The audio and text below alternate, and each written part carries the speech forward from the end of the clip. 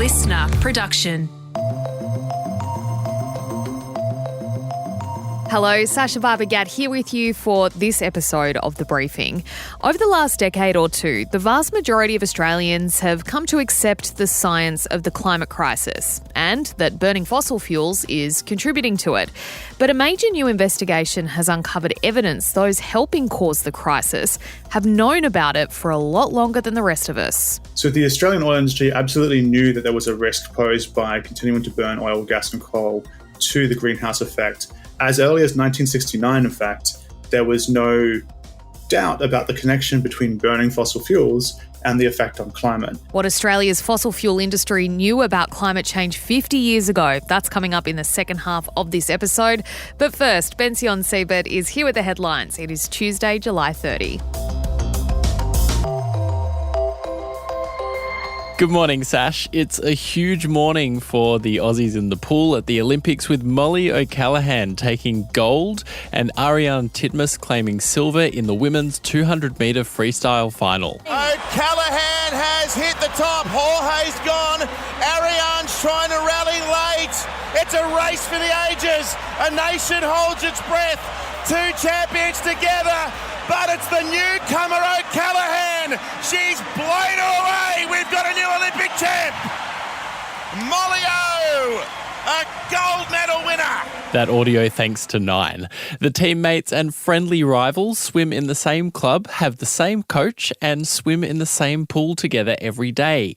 The pair have brought us up to third on the medal tally with 5 gold medals and 4 silver for the Australians.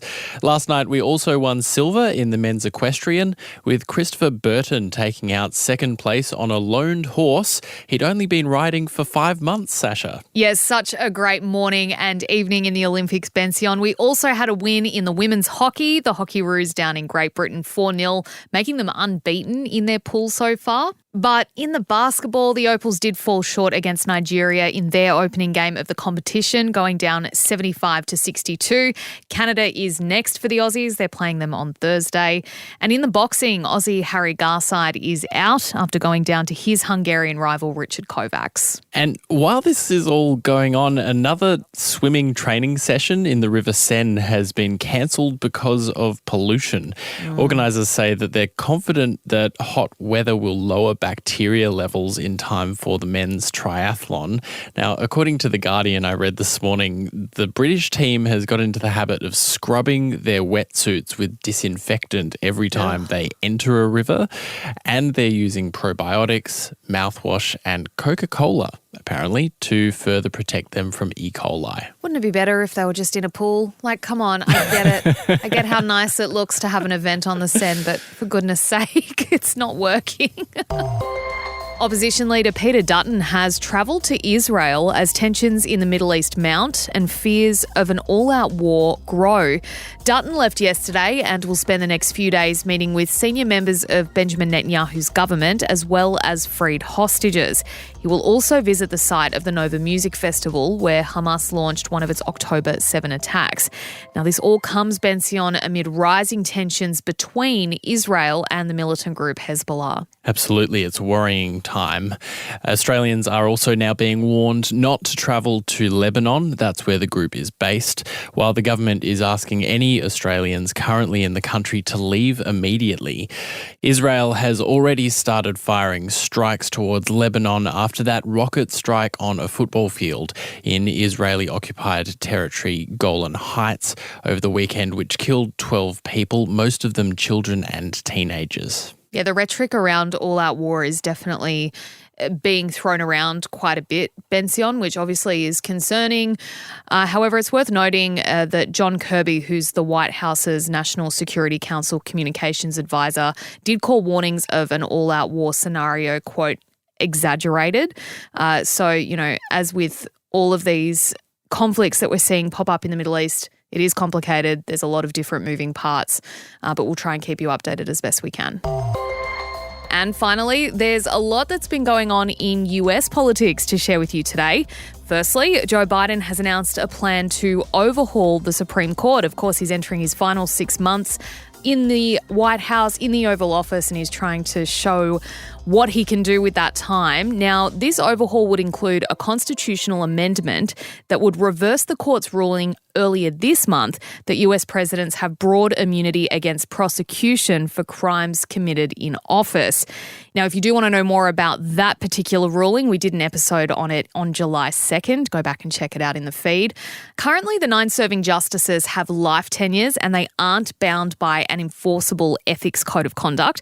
So what Biden wants to do is put an 18-year limit on how long judges can serve and introduce rules that would force them to disclose gifts, conflicts of interest, and political activity.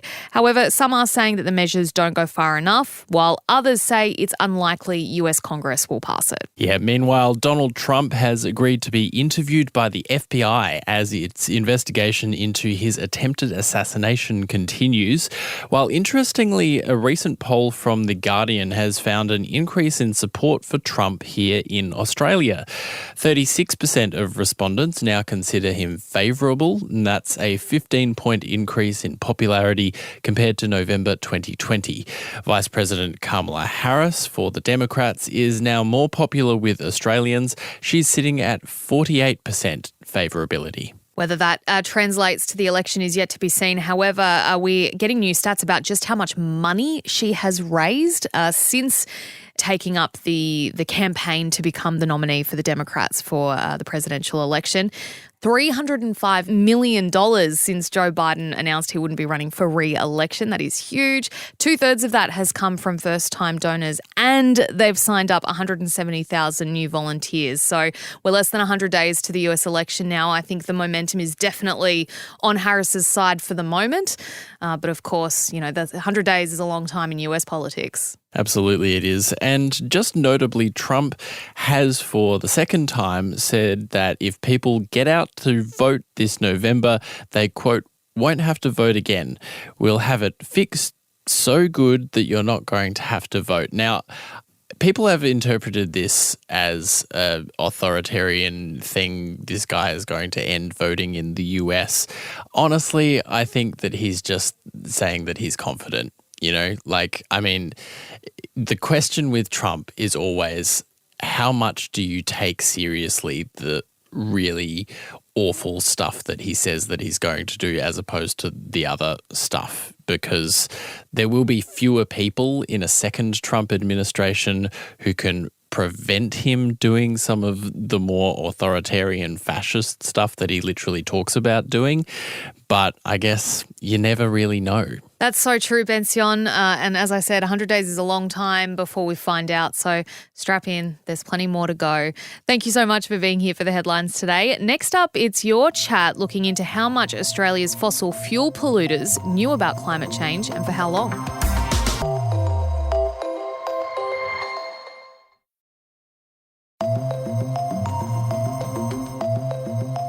It might not have felt like it here in the depths of Australian winter, but last week the world lived through the hottest day since records began in the 1940s.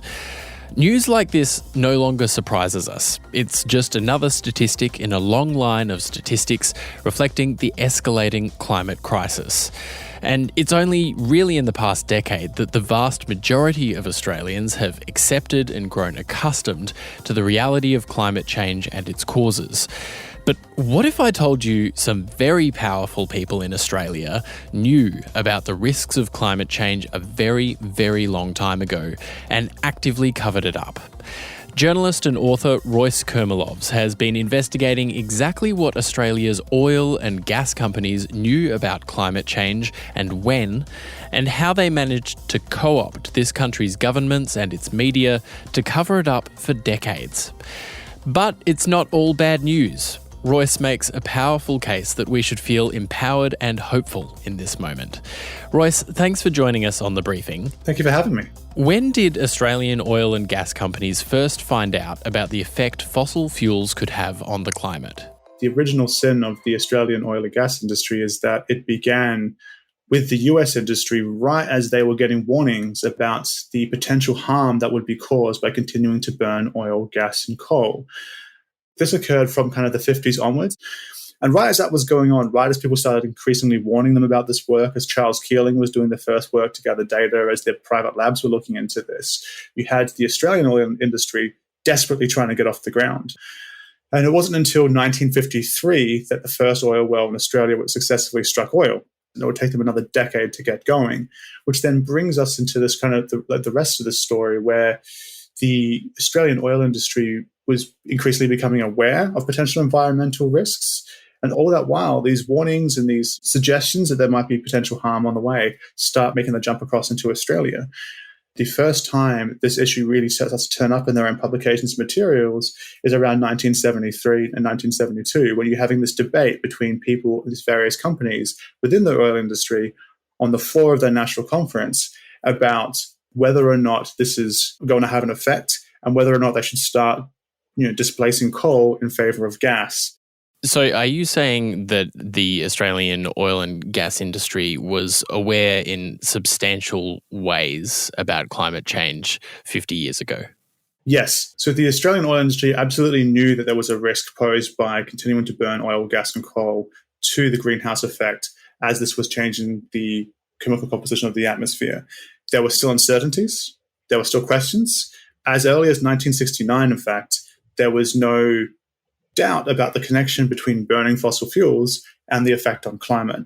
And in fact, they knew this in part because there had even been a government Senate inquiry, a government report that said straight up in 1969 that man is using the atmosphere as a garbage dump and that this is going to have an effect. And on top of this, you also had a series of information sharing arrangements with their colleagues overseas in the US. So you had groups of scientists and engineers that would come together to discuss pollution issues, that were actively bringing out these scientists from the US to outline what the current state of knowledge was for business leaders so that they could be aware of it and stay across this emerging issue. However, in their public communications, in their public discussions, it never really highlighted the greenhouse effect as an issue. And even within industry, there were some who refused to accept the idea that CO2 was a problem. Their focus was always redirected elsewhere. And the public focus, at least in Australia, was redirected elsewhere. So they had this knowledge. What did they do instead of sharing it? Well, this is an incredible story, right? Because this knowledge and this awareness that continues through like the 60s up through the 70s through active research programs, by the way, like companies like Exxon were actively researching the science of climate change in the late 70s. But that information was never shared. That information was never made public. It was never made clear to people. There was some sense by which the greenhouse effect as a concept was in the culture. I mean, we had Soylent Green, for instance, the famous movie come out, I think, in 1973. We had various newspaper reporting, but the extent of the problem and the extent of knowledge was never shared. It doesn't take until 1988, 1999 for the issue to kind of really take on global significance and be one that people are actually paying attention to in a way that motivates governments and the public to want to do something about this. What did Australian oil and gas companies do to try and co-opt the media and the government to not do something substantial to curb climate change? At the end of the 80s, there was a global disinformation campaign underway where these companies were actively financing, involving everything from think tanks to research to highly organized public relations efforts to ensure that fear, uncertainty, and doubt is spread around about the science of the greenhouse effect, as they then call it, or climate change as we do now. Now, within Australia, you see the industry taking part in this campaign from about 1989 onwards, and you see this in their own publications and materials. You have two groups. You have APPEA, the Australian Petroleum Exploration Association, and the Australian Institute of Petroleum. And between them, they start putting out policy documents, which they then run briefings on. And they take this to federal governments, to state governments, to anyone who would listen to them. They start talking about how, oh, yes, the science shows that there is a problem, but we don't know the full extent of it yet. And because this is uncertain, we shouldn't really do anything. And that's kind of the traditional lobbying part of the story. But in the backdrop to this, there is a lot of kind of the dark arts of public relations where you had a lot of people that were associated with the think tanks that were either receiving money from these operations or involved through public relations firms or marketing departments within these companies, promoting the idea that this whole phenomenon is baseless. And what was interesting is also, if you go back and look through some of these materials, you see a lot of the same arguments that were applied to climate change from that point onwards that were also applied to issues like leaded petrol earlier. It's uncanny how similar they are. So really what they were doing was recycling this material as they moved it forward. And within Australia, you see like this explosion of activity kind of through the early 90s. You see Fred Singer, who was the godfather of climate denial, come out and do a big Australian tour and start selling his books. There is one critical document that I think is critical from 1996 with Appia, where the CEO turns around and says point blank that our goal is to delay this as long as possible to give companies a time to run down their capital stock, to run down their operations. And essentially, that has been the game from day dot. How does it feel as someone of our age that maybe 20 years before we were born, Australian oil and gas companies knew that there was a serious risk of climate change, and still in the mid-90s, they were actively trying to get Australia to not act on it? Well, we are living in the world that they helped create. And I think that a lot of the people that were responsible for running these organizations and running these companies are not alive today to live in the world that they helped make. And they're leaving the burden upon us, people of our age bracket. I think it's really important to go back and look at these materials, to look at this evidence and understand the nature of the campaign that was waged, because that then helps inform what you do about it next. What have been the consequences for Australia as a result of this disinformation campaign? As most people will be aware, the last 20 years of Australian climate policy has been, to put it politely, fraught. It's often been described as the climate wars, where you have these persistent efforts to attempt to do something, to take action, which are then met by a counter-response that seeks to unpick, deny, or dismantle any effort to kind of do anything about this issue. And it's taken till now for things to slowly start get moving, but they're still not where they need to be. One of the experiences of living through this period is a sense of real powerlessness. Are we powerless to do something about climate change, listeners to this program? Absolutely not. Despair is something only rich people can afford. If you follow this issue and you pay attention to what is happening in this space, you see people taking all kinds of action wherever they can within their sphere of influence. You see clear resistance from on one end, just people who are engaged in activism and protests to challenge decisions made by government and companies, through to people who are, at their local sports club who are asking, hey, why are we taking money from this particular fossil fuel company? We're seeing change at the electoral level, where people are just flat out refusing to vote for people who don't have a good climate policy anymore, which is a good thing and should continue. Across the board, you're seeing people find agency where they can, however they can, within the sphere of influence that they have. And that is really, really important, because that is how you create the social conditions for change. When you look back at the history and understand this, it is important to understand that the people who are responsible for causing this problem in the first place were activists themselves. They didn't get into positions of power and influence by accident. They didn't get there by kind of just giving up and walking away. From the very beginning, they actively worked towards this. They created organizations, they collaborated even when they hated each other, and they worked towards a clear long-term goal, and that was to ensure the longevity of their business. If we want to do something about this, we need to be aware that this has already happened and that we can do the same in the hopes of finding solutions. How do you feel about the future? How do I feel about the future? I think it's very hard every day to read the headlines and see bad things happening. And I think it's very easy to give into the perception that it's only going to get worse. And things may still get worse. It's very possible. However, I think the impulse to give in to despair, to think that it's all hopeless, so why bother, is what fossil fuel companies want, is what these business interests want. They want people to stop fighting, to stop challenging them, to allow them to get out of the way so they can continue making money, and that they can shape the transition that we need to happen. Royce Kurmelovs, thanks so much for joining us on The Briefing. No, thank you for having me. It's been a pleasure. Royce Kurmelovs there.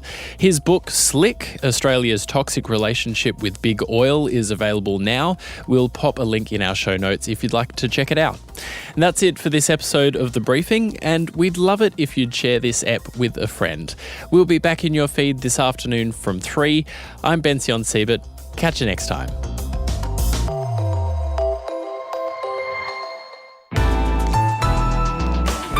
Listener.